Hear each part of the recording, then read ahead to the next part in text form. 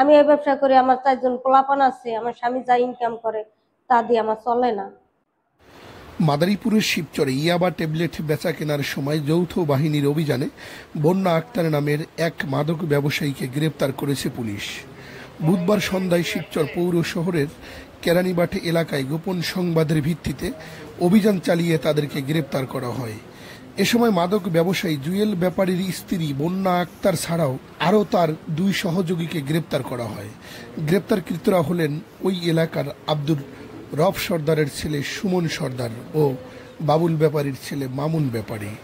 এ বিষয়ে শিবচর থানার এসআই রেণুকা আক্তার বলেন, ইয়াবা ট্যাবলেট বেচা কেনার সময় সেনাবাহিনীর সহযোগিতায় এক নারী মাদক কারবারি সহ 3 জনকে গ্রেপ্তার করা হয়েছে এবং তাদের দেখানো স্থান থেকে 67 পিস ইয়াবা, 3 স্টিক গাঁজা, 5টি মোবাইল ফোন, নগদ 66,100 টাকা এবং একটি মাদক মাপার ওয়েট মেশিন জব্দ করা হয়েছে। ঘটনা কি হয়েছে, একজন গেছে, তার সাথে সাথে তারা গেছে, তারা যেয়ে বলতেছে আপনার কাছে কি আছে দিয়ে দেন, সসম্মানে দিয়ে দিলে আপনার নেওয়া হইব না। আমি সসম্মানে দিয়ে দিছি, আমাকে যে জায়গায় ছিল আমি দেখাই দিছি, ওই জায়গায় আছে, নিয়ে যান। হ্যাঁ, মানে হাজবেন্ডের মাছ মুজ ধরে 6 মাস ধরে করি। এগুলো আমার একজনে দিয়ে যায়। ঢাকা থেকে করে গ্রামের আশেপাশের লোকজন আছে। আছে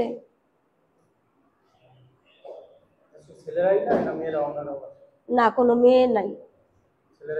হ্যাঁ আছে, সব বয়সীর লোকজনই আছে, এমন লোকজন আছে আপনার বাবার বয়সেও আছে। হ্যাঁ, তাকে বলি যে আপনারা খাইতে আহেন কে। আমি এই ব্যবসা করি, আমার 4 জন পোলাপান আছে, আমার স্বামী যা ইনকাম করে তা দিয়ে আমার চলে না। আমি এই ব্যবসা করি, আমার 4 জন পোলাপান আছে, আমার স্বামী যা ইনকাম করে তা দিয়ে আমার চলে না। আমি এই ব্যবসা করি, আমার 4 জন পোলাপান আছে, আমার স্বামী যা ইনকাম করে তা দিয়ে আমার চলে না। ওইগুলো আমি কিনে আনি না, ওইগুলো তারা দিয়ে যায়, আমার স্বামী টাকা গুনে দেয়। না।